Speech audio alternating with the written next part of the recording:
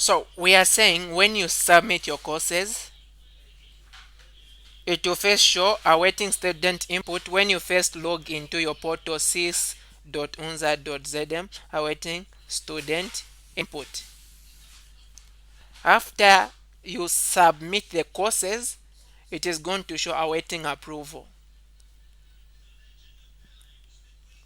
And when you submit the courses, the HOD of the program or the dean of the school, the assistant dean of the school is going to approve. Please know these people can or should be able to approve. HOD or assistant dean. When they approve, it's now going to show awaiting payment. And then after the awaiting payment, the system itself is going to change because we've already paid the registration fees into registered. So that is how it goes. And that's the one I'm showing. If you just go on internet, write the assist.unza.zm, it brings this, and then come where it is written University of Zambia Student Information System, press there. It's going to show something like this. And then here, put your computer number on this one, on the name, okay, or username. And then also the password is your computer number. So you have to change as time goes on. So you change there. And then you also now just the numbers you are able to see this one whatsoever you see MG6ZP is small letters, so M small letter G and then 6ZP, you enter in that box and then you log in. For you guys, when you get log in, it is going to show awaiting student input. Okay, for me, because I'm already registered, it will show like this. Now, as you can see here, for you guys, it might show on student sponsor, it will first show self-sponsored, but as time goes on it will change. Just in the first week it is going to change to registered, and then the amount at times first it is going to show negative 1301 kwacha. That's the amount that you've paid the registration fee. It will show a negative, don't worry, it means you've paid. And then where it is showing for me registered here, before you get registered, as I said, it will first be showing, first it will show awaiting student input, awaiting approval, awaiting payment, and then after everything is done it will now show registered. And then after that you are going to come where it is written my finance, you press, it will bring this. So you are going to print in supposed to be, okay, you're supposed to print out this. There's this button which is here, payment history. You print out the payment history. When you get to print out the payment history, the other thing that you need to do, if you're on this registration, you press there on my registration. You are supposed, it's going to register, then it is written print confirmation slip. So you have to print out the and then need confirmation slip. Okay, it is very very important to have the confirmation of the payment history. If you have applied for accommodation, you are going to go on my accommodation here.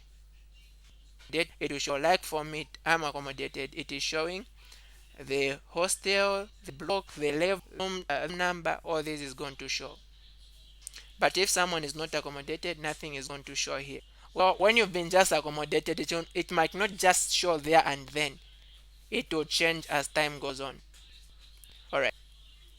So when you have printed slip, you are now going to go to the library. There will be a link that is going to be sent. It will be circulating on WhatsApp. It will be sent by the dean of students. So when that link is sent, I mean it will be sent by the librarian, because you have to go. It will be asking for you to upload any of your pictures. That is a photo showing your head, so that, because when you go that side they will not capture you. You've already uploaded, you just go and get an ID. If you didn't see the link, you didn't upload, when you go that side to the library to get your ID, if you didn't upload a picture, you just give them your computer number, they can capture you from there. But a link is going to be sent where you're going to upload your picture.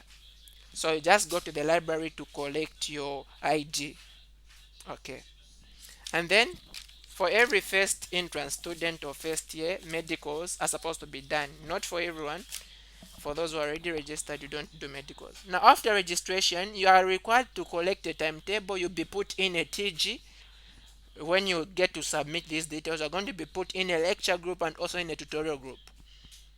And then you are going to be expected to check out your timetables. You're supposed to have a timetable, each one of you. If not, you're supposed to copy the timetable for your lectures and your tutorials. And you're supposed to start attending classes, labs, lectures, tutorials like that. So after the registration process, some people would want to withdraw. Now the conditions for withdraw is you can only withdraw with permission if you are, meaning that you paid 25% of the amount and the student information system is showing registers. That's when you can withdraw with permission. Otherwise, if you're not registered, you can just stop. Now to withdraw with permission, you need to write to the dean of students, not the dean of school, dean of students. You can't write to the dean of school because you have got a lot of schools. So which school? So you write to the dean of students stating reasons as to why you want to withdraw. So if you withdraw with weeks of opening, you are going to be refunded 95%. This is only when you are going permanently, like you are leaving the university permanently. But if you are leaving just for one academic year, they might not give you the money. Then that money will just be put on the amount that you're supposed to pay when you come back. When you withdraw within 50,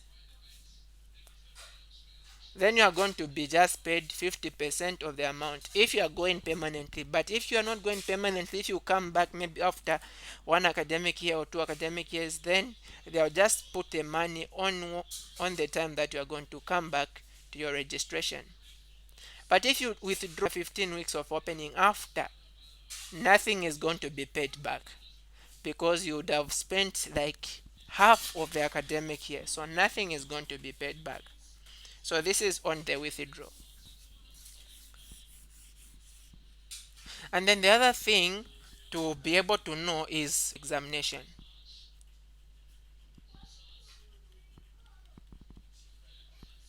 Well, on the examination, the first thing is the University of Zambia always issue timetables before issuing the final timetable. So the first timetable is going to be released as a draft for the first time. Maybe after some weeks, another draft is going to be released. After some weeks, another draft is going to be released. And then finally, the final timetable is going to be released. So every student needs to make sure that they are checking out these timetables. No one is going to be accepted coming to say, no, I didn't know that I'm supposed to write on this day, so that's why I missed. That will be not a reason for a person to be allowed to write. So if a person doesn't write, then they will not be allowed to write. All right.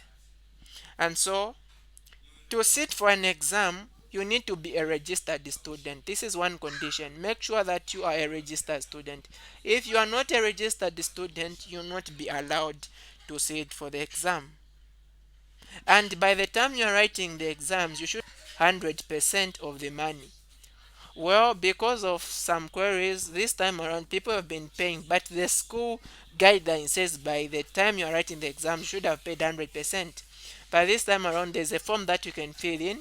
You write the exam even without paying the money, and then they'll just withhold your results until you pay. That's when the results are going to be given to you. And so no one will be allowed to write the exam in the course they are not registered for. So if you are not registered for DME, you cannot write the exam in DME even if you used to learn DME. So you can only write the exam in a course that you've been registered for. Because of this, you need to go with two things as you get to go to write the exam. One thing is the ID, a valid student ID. And then the other thing is examination slip. The examination slip is more like a confirmation slip. It shows the courses that a person is registered in and the courses they are supposed to sit for. So without these two documents, you are not going to be allowed to write the exam. Just like an ID and a confirmation slip is what confirms if someone is a student. An ID and an examination slip is what is going to allow you to sit for the exams. All right. So